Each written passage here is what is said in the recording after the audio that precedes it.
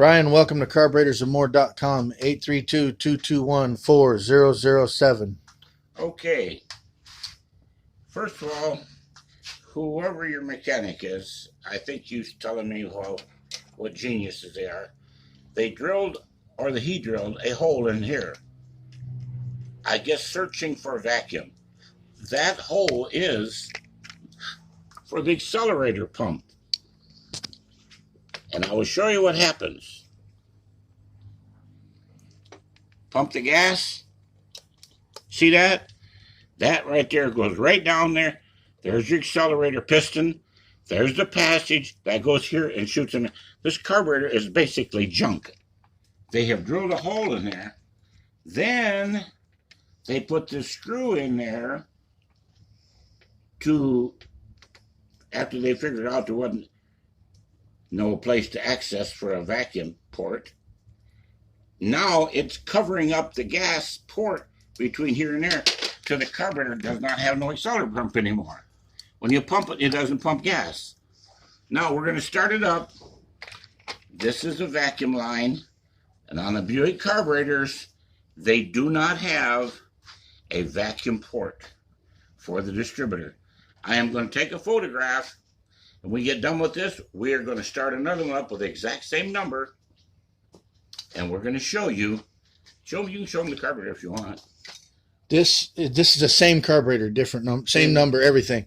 This is this piece here. Ported vacuum comes from underneath. We have 4 more Buick carburetors on the shelf. I'm going to line them all up, and I'm going to show you. They have that same passage. Now, the way that you get, I shouldn't even tell you this, because your mechanic's supposed to be such a sharp shooter. The way you get the desired timing on a Buick, I believe I already told you on the phone, you set it about 12 so that it will start.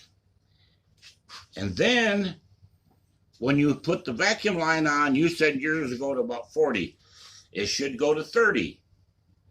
You control that by the springs, the weights, and the weight. So if this thing is flying out and giving you 40, that means, well, I'm not going to tell you whether the weights are too heavy or too light, or the springs are too weak or too not. That's your job as a mechanic. That's the distributor, or you can take it to a distributor machine. Now, your eyes are gonna pop out of your head when I put gas in here. This carburetor runs absolutely flawless. Whoever put these fuel line fittings in here never ever used pipe dope, and they used pipe. What do you call that stuff? Teflon. Pipe tape. Pipe tape. Never used any kind of anything around a carburetor fitting. That stuff will get in there and mess up your needles and seats just as sure as you got hair on the top of your head. This carburetor right here is basically junk. It ain't worth nothing. As I showed you, that thing is a fire hazard. Plus, it's useless. It does not pump. We put gas in it now, and it'll start right up. That carburetor runs absolutely flawless. So, whoever putting these things on there and all of that, making all that accusations about the carburetor, I'm going to make a bold statement. They don't know what in the H they're doing. And I would not let them touch my car. I know that's not going to make them happy, because I heard your mechanic shooting his mouth off in the background. This carburetor is no good. Runs perfect.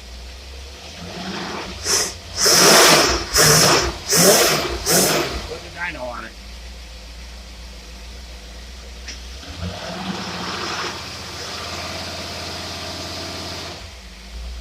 I noticed on the bottom was all burnt. So it looked to me like they probably had the wrong gasket. It was not cutting off the heat passages.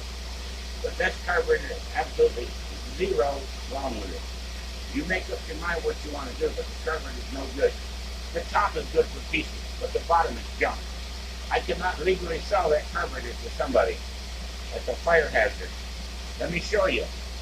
I'm going to show you once again. Did you show them the vacuum over here?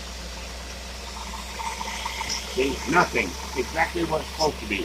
It's like every other Buick. Now, You watch when we pump this.